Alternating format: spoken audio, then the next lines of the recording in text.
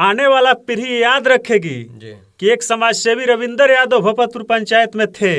हमारे यहाँ तो चुनाव को ही व्यवसाय बना दिया गया है। जी आपको ये बता देना चाहते हैं कि लगातार जी मैं कई वर्षों से जी जनता के बीच में रहकर जी एक समर्पित सेवक के रूप में मैंने काम किया है। वो तो नमस्कार, मैं सोनल सिंह भारती आप सभी श्रोता समाज का हार्दिक अभिनंदन करता हूं और आज आप सबको बताते हुए बेहद खुशी हो रही है। आज हमारे पॉडकास्ट में हमारे खास मेहमान हैं लकड़ी नबीगंज प्रखंड के अंतर्गत भोपतपुर पंचायत के कर्मठ जुझारू संघर्षशील समाज सेवी, जिनके बारे में जितना कहा जाए उतना ही कम है, रविंदर कुमार यादव जी। तो रविंदर जी, हमारे पॉडकास्ट में आपका बहुत बहुत स्वागत है।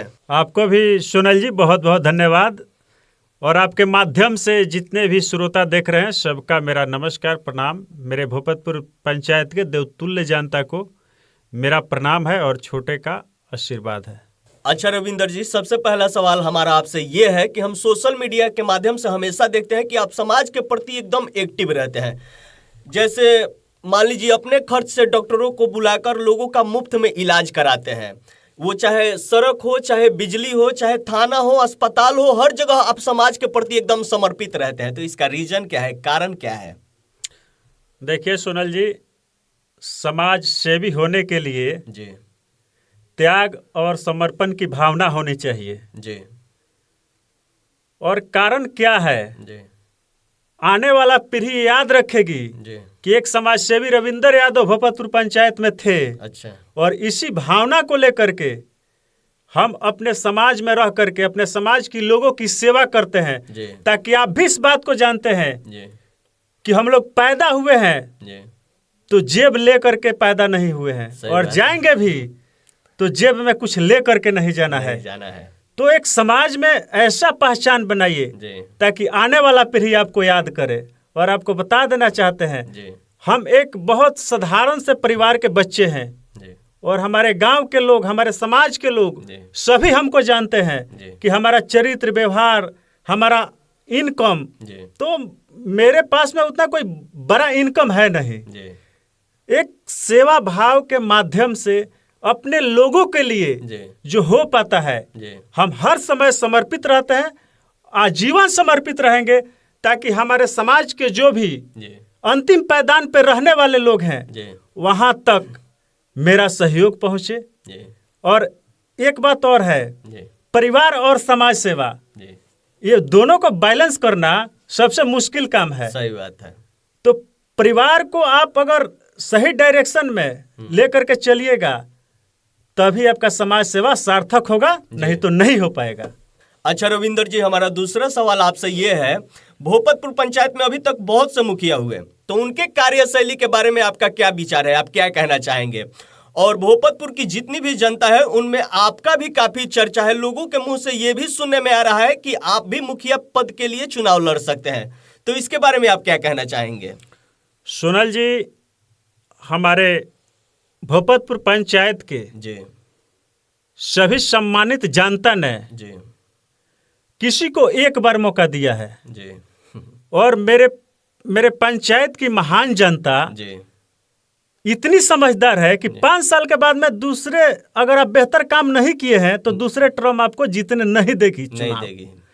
तो हमारे जितने भी पंचायत के मुखिया रहे हैं जी और मुखिया हैं जी वो हमारे लिए सम्मानित हैं जी और मैंने कभी किसी मुखिया का व्यक्तिगत विरोध नहीं किया। जी मुखिया के काम का हमने लगातार विरोध किया, जी ताकि सरकार की स्कीम है जी हमारे समाज में जी जो भी इसके लाभुक लोग हैं, जैसे सड़क हुआ, जी। बिजली हुआ, पानी हुआ, जी तो ये सब सुविधा पहुंचना चाहिए। जी इसके लिए मैं विरोध करता हूं। जी सही बात है। और दूसरी नंबर आप बात बोले कि आप भी चुनाव लड़िएगा, जी तो हम अपने भोपतपुर पंचायत की जनता से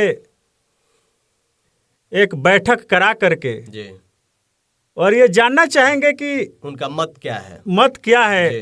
कार्यशैली क्या है। जी अगर लोगों के अंदर में ये मांग होगा कि रविंदर यादव जी चुनाव लड़ें, जी तो मैं बिल्कुल चुनाव लड़ने के लिए तैयार हूँ।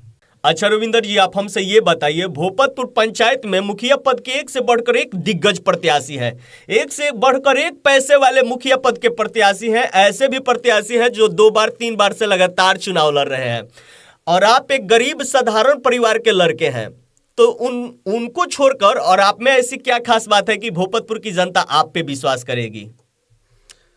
हमारे यहाँ तो चुनाव को ही व्यवसाय बना दिया गया है। जी ठीक है जी। तो ऐसा दिग्गज और पैसे वालों की आवश्यकता है जी तो 5 साल के लिए भी होना चाहिए। जी जब चुनाव आता है तो बहुत सारे दिग्गज निकलते हैं कैंडिडेट, जी और इसमें बहुत सारे लोग हमारे गार्जियन भी हैं। जी तो ऐसी कोई बात नहीं है, जी सभी लोग चुनाव लड़ेंगे। जी और मैं आपसे एक बात पहले भी बोला था जी। कि सबसे बड़ी अदालत जनता की अदालत होती है। सही बात है। तो हम वैसा काम करेंगे जी तो जनता हम पे जरूर अपना भरोसा जताएगी। जी और आपको ये बता देना चाहते हैं कि लगातार जी मैं कई वर्षों से जी जनता के बीच में रहकर जी। एक समर्पित सेवक के रूप में मैंने काम किया है। वो तो सोशल मीडिया के माध्यम से हम देखते हैं। बिल्कुल बिल्कुल। तो ये नहीं है कि हमारे पास में बहुत सारा पैसा है, और जो कैंडिडेट है लोग पैसा है जी तो लोग तो आते हैं, हर चुनाव में आते हैं। जब चुनाव नजदीक आता है तो बहुत सारे लोग आते हैं। जी। तो हम अपने जनता के पास में जाएंगे, कैंडिडेट से मेरा क्या लेना देना है। सही बात है। अच्छा रविंदर जी, आपका भी बहुत बिजी शेड्यूल रहता है और हमने आपका बहुत समय ले लिया, तो चलते चलते लास्ट में अपने शुभचिंतकों को आप क्या संदेश देना चाहेंगे? देखिए सोनल जी, मेरा कोई व्यस्तता वाला शेड्यूल नहीं है जी। हम एक युवा हैं जी और अपने समाज के प्रति, अपने लोगों के प्रति जी हम हर समय प्रयास करता हूं समर्पित रहने के लिए, उनका काम करने के लिए। जी और हमसे जितना हो पाता है जी उतना हम अपने लोगों के लिए करते हैं। हर समय उपलब्ध रहते हैं। जी बस यही भगवान से भी कामना है जी कि हमको स्वस्थ रखे, खुशहाल रखे, ताकि अपने लोगों के बीच में अपना समय दे सके। आगे भी ऐसे ही अपने समाज के लिए कार्य करते रहें। बिल्कुल बिल्कुल। चलिए, आप हमारे पॉडकास्ट में आए, इसके लिए आपको बहुत बहुत धन्यवाद। और इसी के साथ इस वीडियो को समाप्त करते हैं और ईश्वर से प्रार्थना करेंगे आप ऐसे ही समाज के लिए कार्यरत रहें, समाज के लिए परिश्रम करते रहें।